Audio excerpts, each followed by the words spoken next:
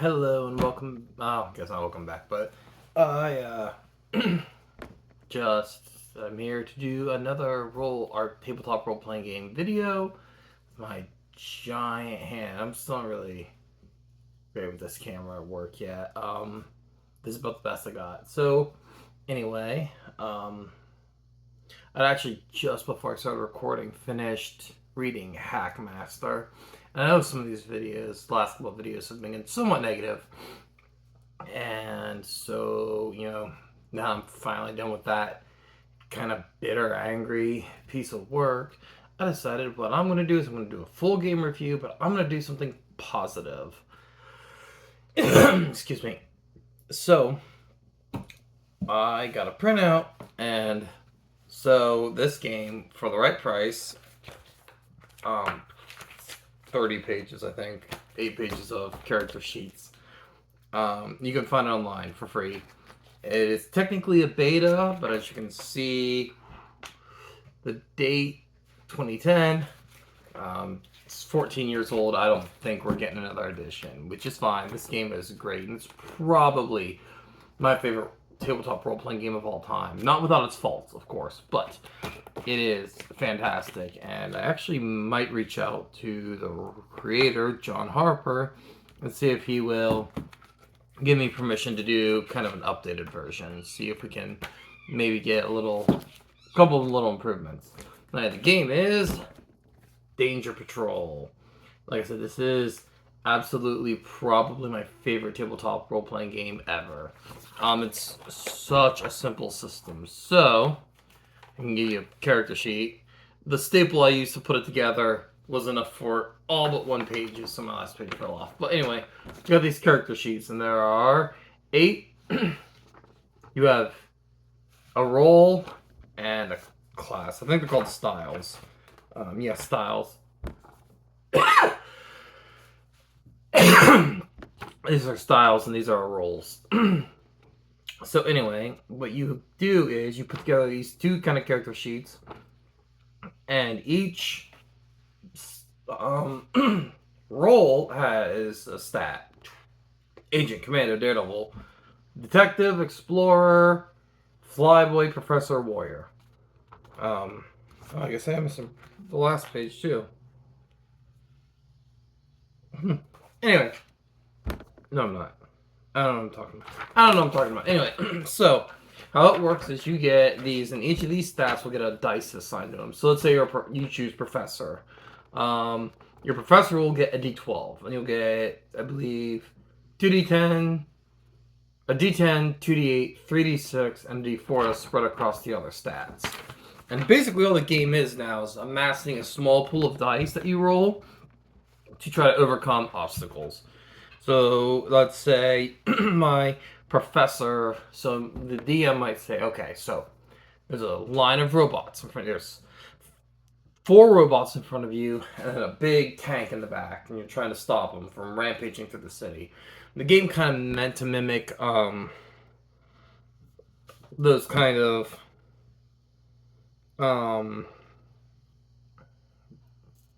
1950s serialized sci-fi things. So you're like, okay, I'm gonna blast them with my pulse rifle. So that would be a commando check. So I'm firing at these things. So I take my commando. Let's say I have a D8 in commando. So I have an 8-sided die now to roll. And then I can look at my professor and be like, or, whatever, I can use my ray gun, and that'll add, you'll see you have these little notes here, and they're just little phrases, things like Omni Scanner. You'll get a weapon here. You get some basic gear, a couple experimental gadgets for the professor. But yeah, they're little keywords. Like the Two-Fisted here has got like brawler, improvised weapon, surprise move, and they're just little keywords, and they don't have any static effect on the game. Rather you just will be like, oh, I'm going to use my experimental gadget that'll, you can say, okay, use my weapon, and then the first one you use will give you, to your pool, a 10-sided die. So, okay, I'm using my ray gun, that's a 10-sided die, and I'm using my experimental gadget, which is my ray gun amplifier, so that'll give me a D8, and then you can, whatever. You know, you get another one, D6, get up to 3 of those. So I've got a little pool of 8 die, you know. This, hypothetical, I've got a D10, 2D8, and a D6 I'm rolling. And then comes the fun part. Hypothetically, you could just choose one die, but nobody at the table is going to let you do this, because now the players in DM get to add what are called danger dice. They tell you what could go wrong. So one of the players could be like, oh, your experimental gadget backfires and your ray gun explodes in your face. D6 gets added to your pool. One of the characters could be like, well, since you're a kind of a nerdy professor and not really this, you know, guy, you could fall on your face. The D6 is added to the pool. Each of the players who's not the main player can add possible disasters. A D6, a D6, a D6. And the DM, they get 3. The DM can add 2, adding 5 to your pool. 6s. And now what you do is you get this dice pool and you roll them. And anything that's a 4 or higher is considered a hit. So I'm fighting out these robots. And I don't remember if the DM actually tells you how many hits the targets need or not. It doesn't matter. You can play it either way. It doesn't change as much. It does kind of change the way players strategize, but so these robots could be like, okay, so you count how many have the 4 and above. And for everyone that's 4 and above, you hit the target. So if the robot's only have 2 hit points, if 2 of them are 4 and above, I've destroyed that robot. I've defeated that target. A robot, a force field, an enemy soldier. They have interludes that are mysteries, and those hits could be something as simple as discovering a clue, or interrogating a villain, or finding your way out of a dungeon. Because you have action scene, and then kind of what they call interludes, which are kind of more role play social scenes. But anyway, so, and it is entirely possible, because then what you do is you count how many 3s or less you have, and if you look at your little character sheet, there's this little danger tracker, and every one that misses is a danger. Boom, boom, boom. Oh, if you hit that lightning bolt, you get a danger die, which lets you add a hit, or they work. They're not exactly like inspiration or fate points, but they work very, very similarly. There's little tokens you pull up, and then they give you, boosts you can use. Like, one of the things I know they can do is just give you an additional hit to a target. And you can activate these little powers here that have lightning bolts. Every class, every style, and every role has one. Except the Alien. The Alien doesn't have one, which get into that when I get into the things I would change. But anyway, but also, depending on how much danger you get, you take, here it is, power tokens. Those little lightning bolts. Activate a power. Add 1 hit to a roll you make, or you can reduce a hit you take. But when you take a hit, so the DM never rolls a dice. He reacts to your rolls. So there's this little chart in here. Threat moves.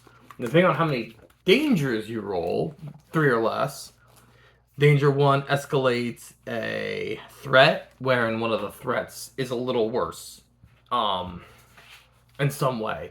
Like, maybe that robot you're fighting goes into a berserk mode and suddenly now is basically can take more hits, but is now a little more dangerous. If you roll 2 danger, you take a reduced hit. There's a little injury boxes down here. See? So the reduced hit means you just mark off the bottom. Bashed. Boom, boom, boom. Mark them off.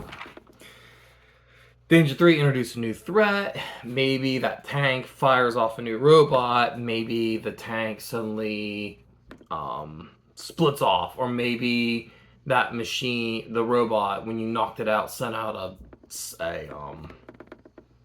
distress beacon that summoned a fighter toward its thing. Danger 4, take a full hit to the PC. Now this all depends on where your danger marker lies, because as I said, you take these dangers, go up. So what you'll do is you'll take a hit point wherever your little danger marker is. The higher the danger marker is, the more dangerous it is. You'd be bashed, which are just like flesh wounds, stunned, injured, knocked out, vaporized, which is dead.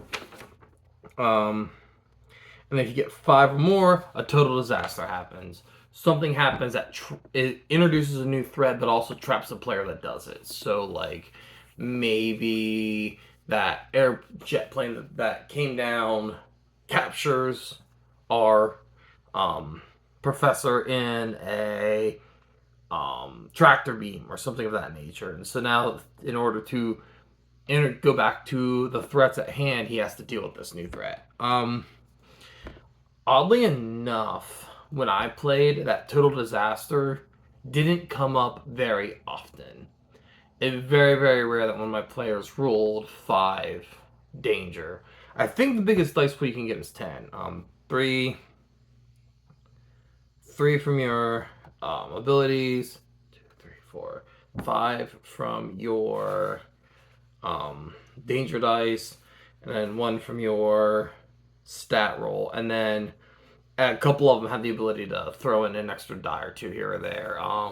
One of the ones, the android, can separate himself and do 2 separate actions. So they could do like a commando and a daredevil action and separate the die pool. So hypothetically, they could roll 5 dice. But anyway, so player rolls.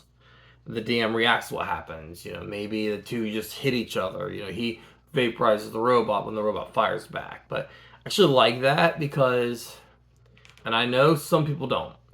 So I have a friend who's made that comment, like the DM being very passive in the game. But I think it speeds the game up. This is one of the fastest games I've played. Things just are constantly in motion. Even while players are discussing the possible dangers, that's still kind of an engagement where players are like, oh yeah, this could happen, oh man, this could happen, oh man, this could happen. And you create this kind of, where the players are constantly thinking about the game. There isn't a lot of, okay, the barbarian takes his turn, and then, so the barbarian takes his turn, the wizard's over here, so the barbarian takes his turn, and then the thief takes his turn, and then this bad guy, the first bandit takes his turn, then the cleric takes his turn, and the second, and then, the wizard's over there.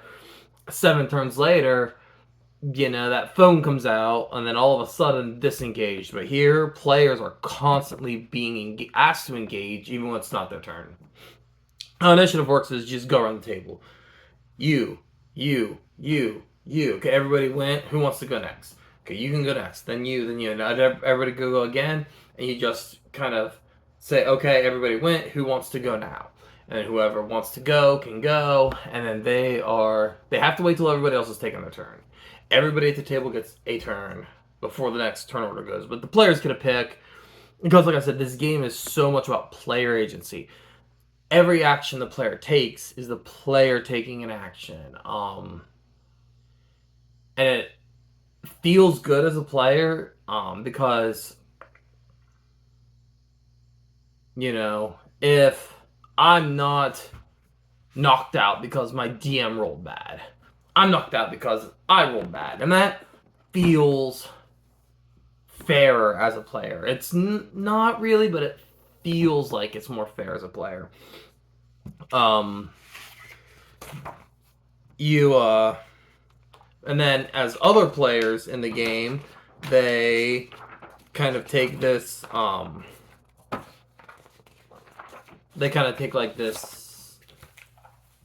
they have agency during another player's turn because the player says what he wants to do. Of course, there's discussions. Oh, you should do this. You should do this. You could do this. You could do this.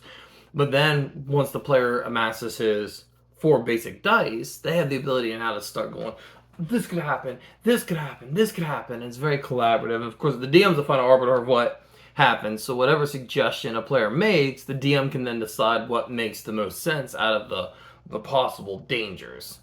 I've even tried where the DM doesn't really give out danger dice. So that way all the players do. I had a group that had like nine players. There were like 10 of us playing. So it kind of allowed the group to do more than just me. But it does mean the DM has a lot less involvement in the scene. So play around with it at your own risk.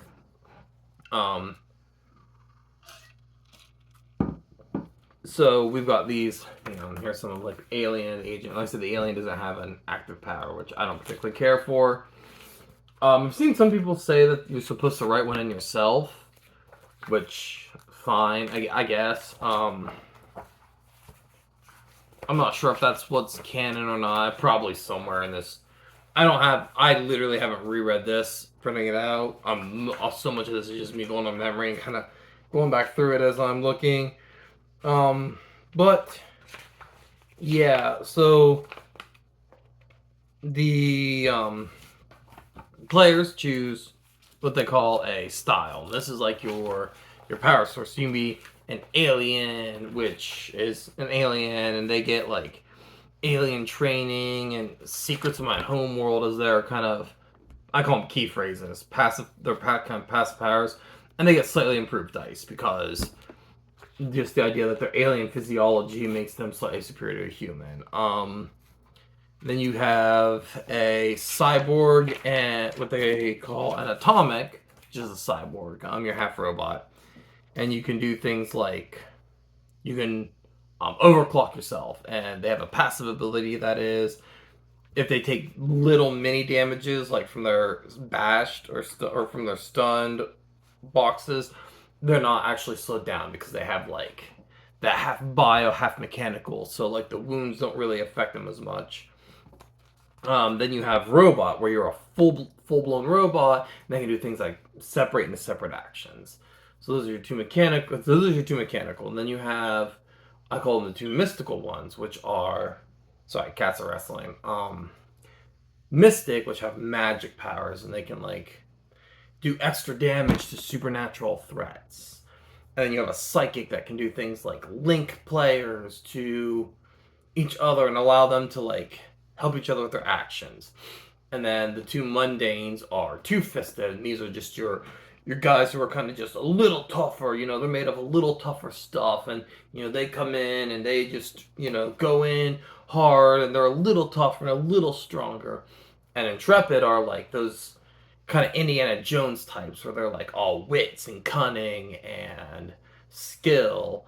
And then the last two, which are, I guess, psychic and alien would be better paired together because it's ghosts. Yeah, ghost and mystic would be better paired as magic. It doesn't matter. This is just my own headcanon pairing them.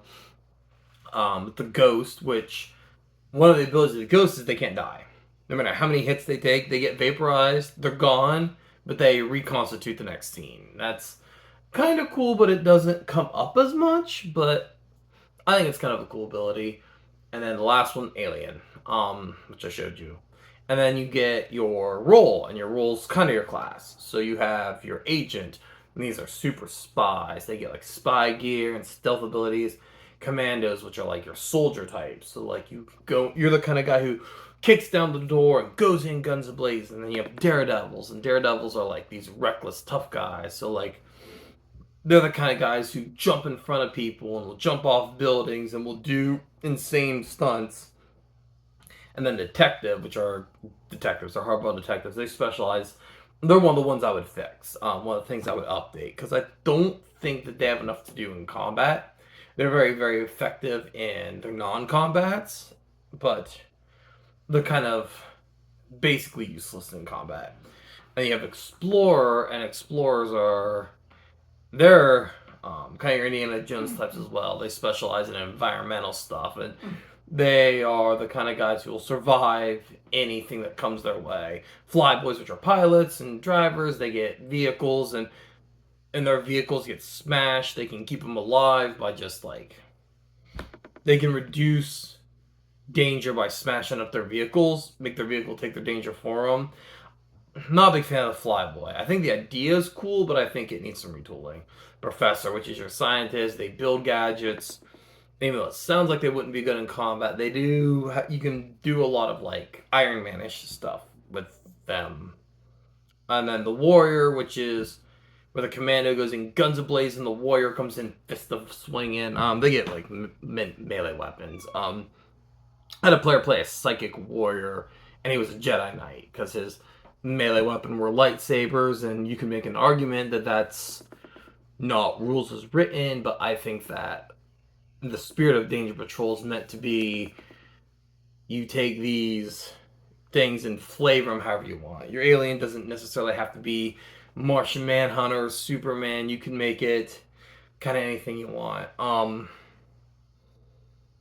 So the two big things I would fix. There's a couple of styles and rules. The Mystic, because one of the Mystic abilities is it does something cool, and I'm not really fond of that, considering that these other style and rule active powers, like the Ghost lets you out of phase, so you can burn up an action, one of your danger powers, in order to reduce a hit you took and gain one on the next roll. You can kind of phase out from that attack. The Daredevil can do an acrobatic dodge, which reduces a hit you took, and then redirect it to do an extra, to do 1 damage to a nearby target. And the Daredevil gets to roll extra. Oh yeah, he's one of the ones. Oh yeah, he actually gets quite a bit of dice. The Daredevil can get the biggest dice pool because he gets bonus dice when he is in the danger zone. Oh, you can kind of see on the little character sheet here, they got little multipliers. To double extra dice, triple extra dice, 5 times extra dice. If you're in that zone, though, you're in trouble because if you take a full hit, you're not doing good, but you can always burn that out to reduce the hit to a minor hit. Anyway, the other big issue I have with this game is there's no real method of progression. Like, you build your character, you pick a style, you pick a role, you allocate your stats, and your character's done. And so, but like,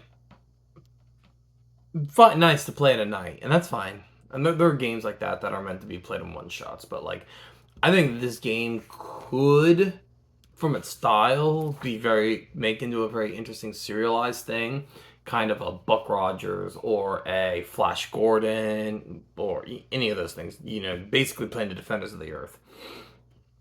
And I would like to introduce some kind of progression, even if it's something like a collection of these little keywords or something that when players complete 4 or 5 scenarios, 4 or 5 scenes, they can get something else to throw on their character or some kind of minor power. I tried giving players, when I was playing, every couple scenarios an increased die, but that greatly, like, the level of power alteration it gave the characters was insane. They, within only a couple of minor upgrades, were basically just not they were either not being in danger, or I had a couple players that had 1 or 2 high stats, and I never let them increase any to a 12. Whatever your roll is, that should be a 12, and you shouldn't have anything that's as good as that roll. But like, I had a couple of players that had 2 really good stats, and they just found ways to use them everywhere. And I'm not fond of that, but I think that's a lot more of a player issue than it is a game issue. But maybe we could harder to find them. But yeah, I mean, like, so if you're wanting to play this long term, your character's going to become stagnant quite quickly, and I'm not super fond of that. I think that there's something that could be changed, but no game's perfect. If there's everyone to play it, I can say is that if you are looking to get into tabletop gaming, I know everybody wants to do D&D, and yeah, you can buy D&D, and you know, if you're getting on Roll20 or one of those sites, pretty much you have to play D&D 5th edition. It's stupid because D&D is not an easy game to learn. It's just not. Powered by the Apocalypse and Danger Patrol, Fate, even Savage Worlds to an extent. The vehicle stuff in Savage Worlds is kind of silly, but much easier to learn than D&D 5th edition. So, but if you've got some friends, like you got 3-4 friends, and you guys are kind of looking into tabletop gaming, you guys could throw, realistically, almost $200 at a company that, remind you, sent armed soldiers to a kid's house over trading cards. You could give this company $200, or you can go to dangerpatrol.com and download this game for free. I have a cat on the table, so hopefully she does not knock my phone over while I'm recording. But hey, Rosie, oh, it's a good kitty. Download this game for free. If you don't like the game, you're not out anything, but a night of learning how to play this game. Like I said, easy to learn. I guess I think it was 30 pages when I printed it out. 8 of those are your character sheets, because character sheets come fairly well pre-built. And like 6 of those pages are run through scenario. Gives you a quick kind of rundown, like a optional scenario about mutant apes escaping from a zoo. So the actual rules are like 15-20 pages, as opposed to 200 in Dungeons and Dragons. I guess a lot of that spells. Realistically, if you're not playing a wizard, you're looking at like 150 pages of rules. A lot of stuff you almost never use, like grapple and trip rules. And hundreds of feats that are not hundreds. Now it's more like dozens of feet, all of which we'll never use because they're not very good. Danger Patrol is very simple, and you can sink your teeth in. You can try it out, and maybe you and your friends like it, and it'll give you a nice starting point of understanding how to play. If you want to really dig into it, you can start to understand like the mechanics of die pool, because the target number being 4, a 6-sided die is a 50-50 chance of succeeding. A 4-sided die has a 25% chance. You can start understanding things like these kind of distribution rates of success on dice. D8 has like, I think, I don't know. It's too early. I'm sorry. I'm too tired to do math. But anyway, yeah, like, D12, I believe, is 75% chance of succeeding on a target number 3 or higher. So, like, D12 is probably going to succeed. But, I mean, like I said, I think I'm going to. I think I'm going to reach out to John Harper and see if he'll let me take what he's got here and see if I can do some improvements, some simple basic improvements. Probably keep the styles and roles. Let's keep 8 of each.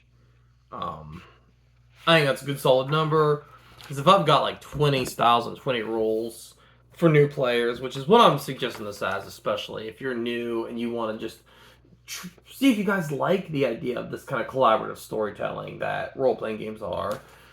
This is free. This is download it off the website. Find somebody. You're out the cost of dice, and somebody go onto a print shop and print these out. Assuming one of you guys don't work or go to school someplace that have a public printer you can use to print this out. But yeah, like, it's the cost of going to a print shop.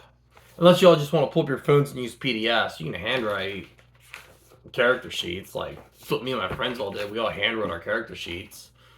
But yeah, so try out Danger Patrol. It is a good, just a good way to, like, kind of get involved in tabletop gaming. And if you're a veteran, you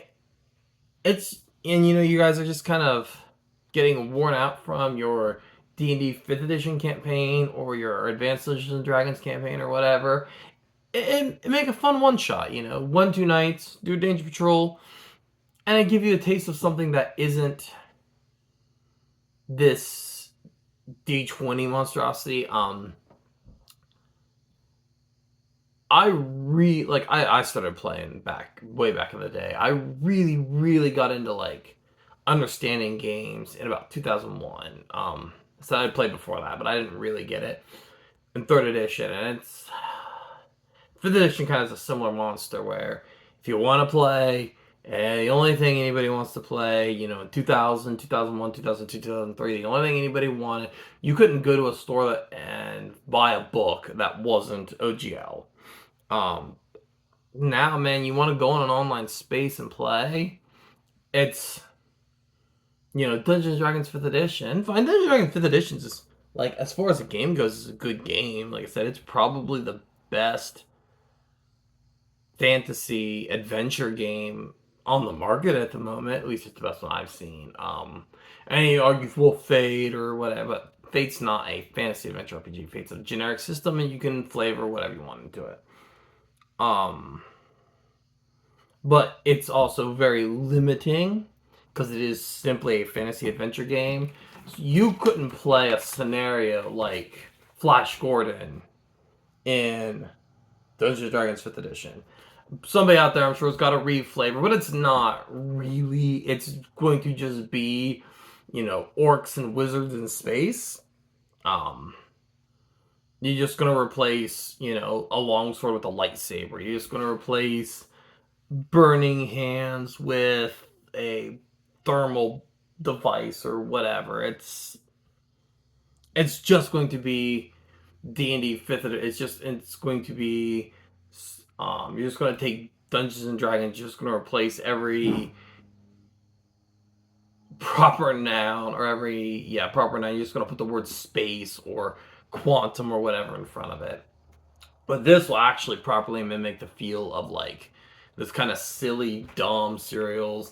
Every Danger Patrol game that me and my friends ever played, we always made the jokes when characters are going into space that they had to put on their space goggles to prevent the space air from getting in their eyes. And so, yeah, like, just download it and try it. If you're a player, you already have the dice. It uses 4, 6, 8, 10, 12.